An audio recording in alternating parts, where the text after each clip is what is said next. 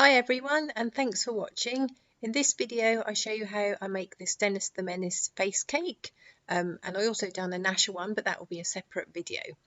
So first off, I just took a template of Dennis the Menace from the internet and I baked a chocolate sponge, and I'll put links below for those recipes, and using some chocolate buttercream sandwiched it all together, and there'll be a link for that recipe as well below.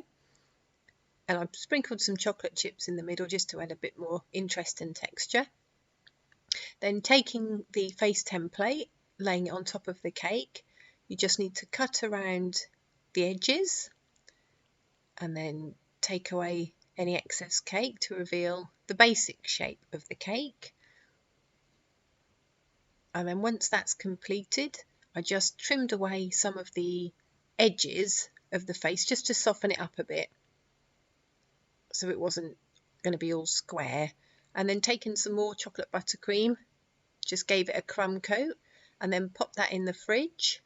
And then once that had set a bit, which was about 15 minutes, I put on a final layer of buttercream, and then using a piece of acetate I just went around the edges to smooth it down. You can also use some stiffened card, that would work exactly the same.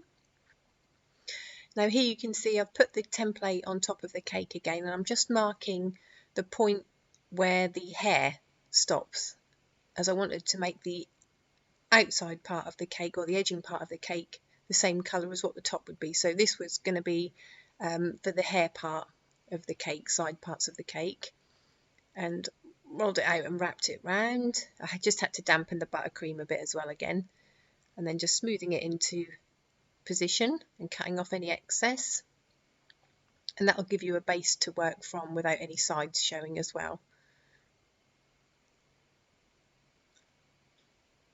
And then once that was complete, I took the skin colour and placed that where the face was going to be, smoothed it down, and again just used the template to give me an idea that I was in the right position, and then smoothing it over the edges.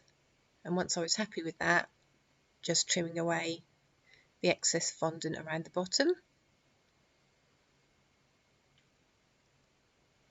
And then once that was complete, I moved it over to the pre-prepared cake board. I think I gave this about a week to set on this particular one.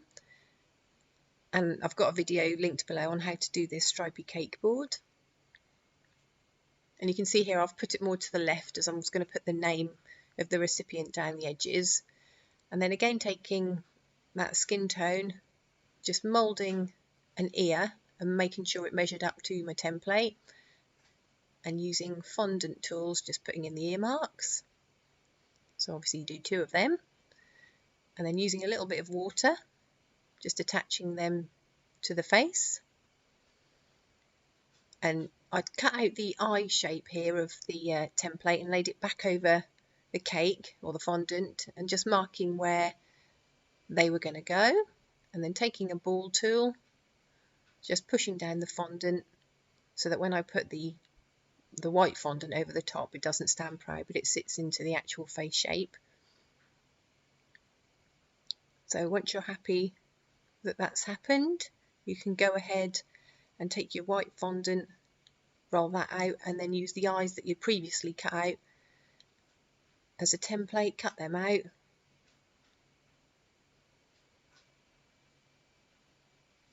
can see here I'm going a little bit larger, as I did in the end go a little bit larger than the actual template, but keeping the same shape.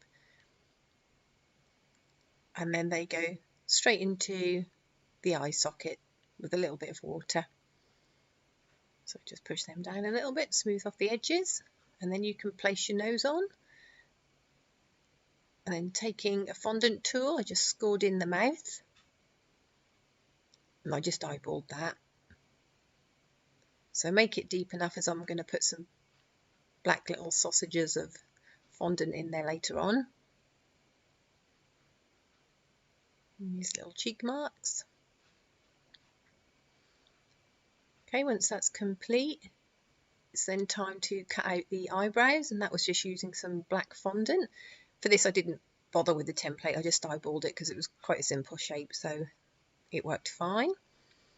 and then stick them on with a little bit of water. And when you're happy that they're in position,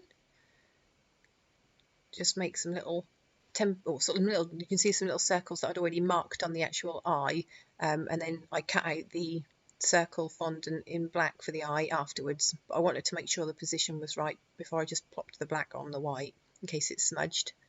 And then here I'm just making some sort of chunks of hair out of black fondant in sort of triangle shapes. He's got quite messy hair, so you don't need to be perfect with this.